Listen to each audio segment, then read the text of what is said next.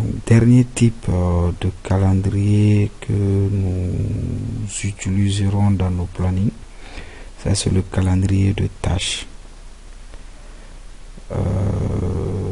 Lorsque une activité, comme je l'ai dit tantôt, n'a aucune ressource qui lui est associée, la tâche s'exécute selon le calendrier du projet. Mais par contre, dès qu'on associe à une activité un calendrier, la tâche s'exécute selon le calendrier qu'on lui aurait affecté. Mais lorsqu'on affecte également une ressource à une activité, la tâche va s'exécuter cette fois-ci selon le calendrier de la ressource. Donc, Project calcule les prévisions de travail des tâches et des ressources à l'aide des différents calendriers dans l'ordre suivant.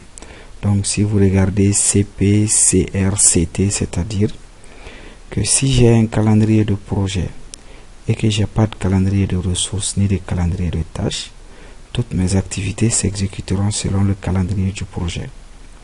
Mais lorsque j'ai un calendrier de projet et que j'ai des calendriers de ressources et qu'à chacune de mes activités je leur affecte des ressources, mes activités vont s'exécuter selon le calendrier des ressources qui leur sont affectées.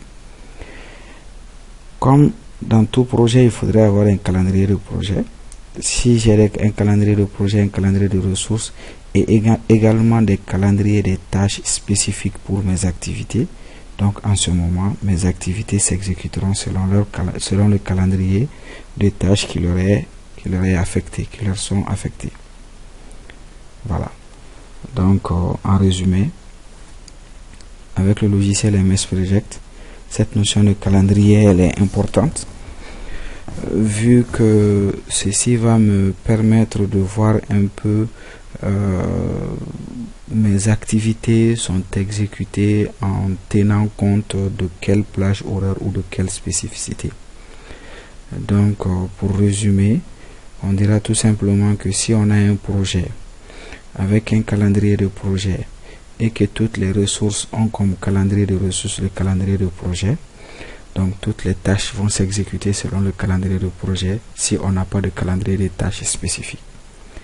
Mais par contre, dès qu'on affecte une ressource à une activité, donc la tâche s'exécutera selon le calendrier de la ressource qui lui est affectée. Donc, qui est une ressource affectée à une activité, mais dès qu'on soumet l'activité à son propre calendrier des tâches, en ce moment, l'activité, c'est le calendrier des tâches qui prime et l'activité va s'exécuter selon le calendrier des tâches qu'on lui aurait affecté. Et il est un peu rare de voir qu'à une activité qu'on lui affecte un calendrier de ressources et un calendrier de tâches en même temps. Soit on lui affecte un calendrier de tâches, pas de ressources, ou on lui affecte tout simplement une ressource et en ce moment on ne parlera pas de calendrier de tâches. Les deux ne pourront pas être affectés à une activité en même temps.